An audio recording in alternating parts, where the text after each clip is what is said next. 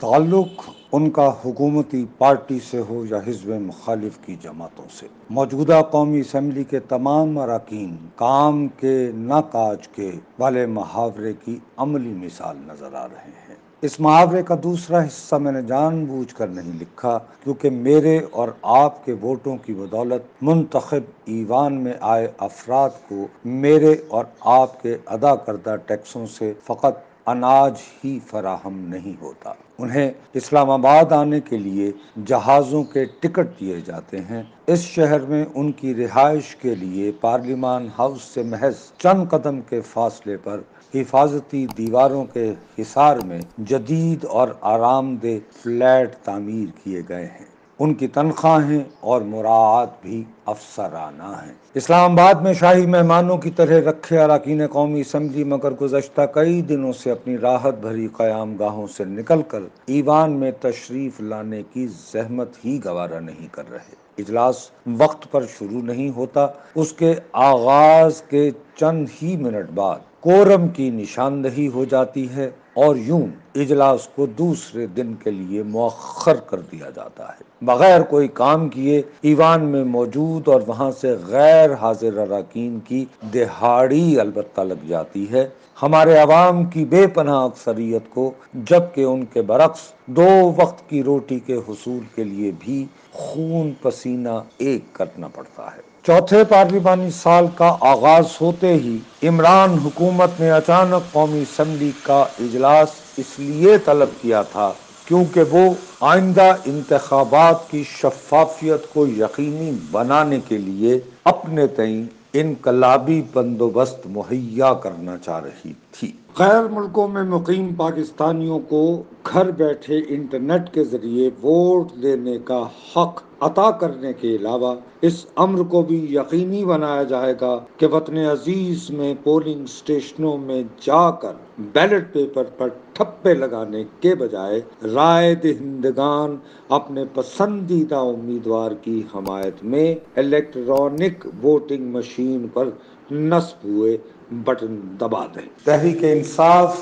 اپنے تمام سیاسی مخالفین کو چور اور لٹیرے شمار کرتی ہے۔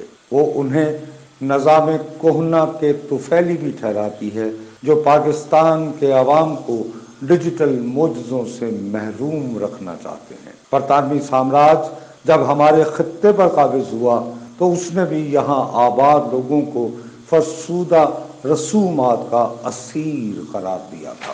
انہیں مہذب بنانے کے لیے اصلاحات کے سلسلے شروع ہوئے۔ قیام پاکستان کے بعد فقط فوجی وردی پہنے ایوب خان اور جنرل مشرف جیسے دیدہ وروں ہی نے مزید اصلاحات متعارف کروائیں۔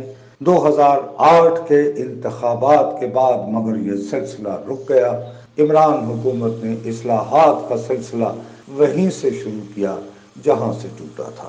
حکومت کی مجبوری مگر یہ ہے کہ 2018 کے شفاف ترین انتخابات کے باوجود وہ ہماری پارلیمان کے دونوں ایوانوں میں خاطر خواہ اکثریت حاصل نہیں کر پائی ہے۔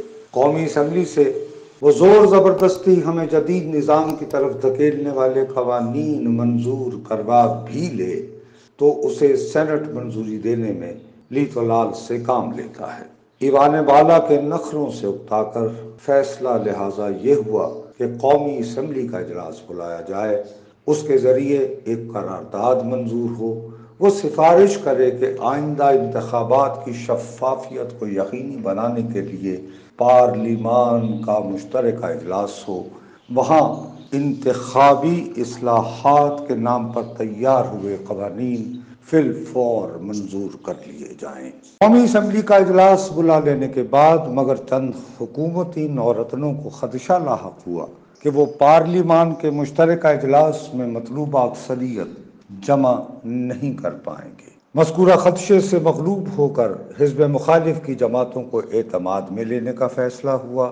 بات یہ چلائی گئی کہ پارلیمان کے دونوں ایوانوں میں موجود سیاسی جماعتوں کے نمائندوں پر مشتمل ایک کمیٹی کا قیام عمل میں لایا جائے۔ یہ کمیٹی انتخابی اصلاحات کے نام پر متفقہ قوانین تیار کرے۔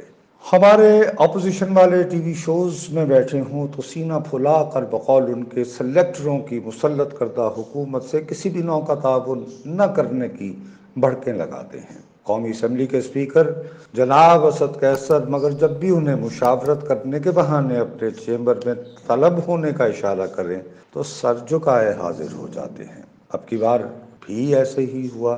اسپیکر سے ملاقات کرنے والے پیپلز پارٹی اور مسلم لیگ نون کے نمائندوں نے اسد قیصر کو اندیا دیا کہ وہ انتخابی اصلاحات کے لیے تجویز کردہ پارلیمانی کمیٹی میں اپنے نمائندے بھیجنے کو تیار ہوں گے۔ مجوزہ کمیٹی کی تشکیل کے لیے مگر قومی اسمبلی کے اجلاس سے منظوری لینا لازمی تھا۔ اس اجازت کے حصول کے لیے ایک قرارداد کا مسودہ تیار ہوا۔ وہ ایوان میں پیش ہوا تو پیپلز پارٹی کی شازیہ مری نے اعتراض اٹھا دیا۔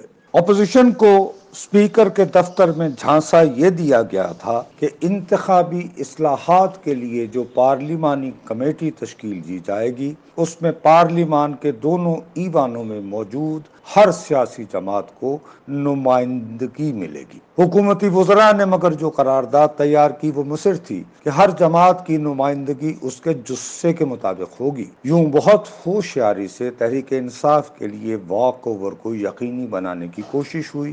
پیپلز پارٹی اعتراض اٹھانے کے بعد خاموش ہو گئی۔ نواز شریف کے نام سے منسوب مسلم لیگ مگر پی ڈی ایم نامی ایک اتحاد میں بھی شامل ہے۔ یہ اتحاد نظر بظاہر ووٹ کو عزت دو والے بیانیے کو فروغ دینا چاہ رہا ہے۔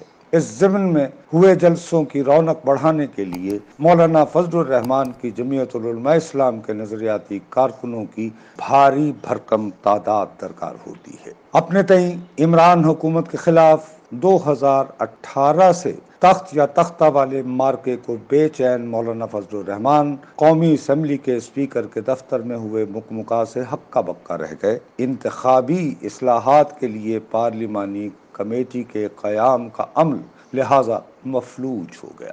حکومت کو اپوزیشن جماعتوں کو بہلانے کے لیے اب مزید وقت درکار ہے۔ مکمکا مگر قومی اسمبلی کے فلور پر ہو نہیں سکتے، ایسے سودے خاموشی سے ہوتے ہیں۔ قومی اسمبلی کے پاس کرنے کو اب کوئی کام نہیں، اجلاس مگر تواتر سے منعقد ہو رہے ہیں تاکہ آئین کے حکم کے مطابق یہ ایوان ایک پارلیمانی سال میں جلد از جلد کم از کم 130 مرتبہ مل سکے۔ آئین کا احترام مگر حقیقی وجہ نہیں ہے۔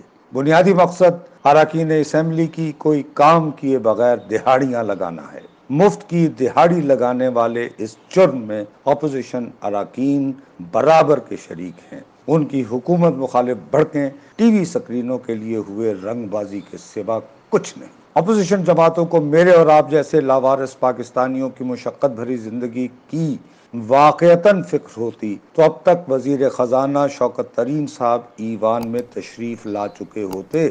گزشتہ پیر کی شام پیپلز پارٹی کے نوید قمر نے تحریک التوا کے ذریعے پٹرول کی قیمت میں ہوئے حالیہ اضافے کی وجوہات جاننا چاہی تھیں۔ وزیر اعظم کے مشیر ڈاکٹر بابر اعوان صاحب نے انہیں یقین دہانی کروائی کہ شوکت طرین صاحب بذات خود ایوان میں آ کر انہیں تسلی بخش جواب فراہم کر دیں گے۔ وہ دن مگر یہ کالم لکھنے تک آیا نہیں ہے۔ سب پہ بالادست ہونے کے دعوے کرتا ایوان اگر شوکت طرین جیسے غیر منتخب مشیر سے میرے اور آپ کی زندگی اجیرن بنانے والے اقدامات کا جواب طلب نہ کر پائے تو وہ مبینہ طور پر ووٹ کو عزت نہ دینے والے طاقتوروں کا کیا بگاڑ پائے گا۔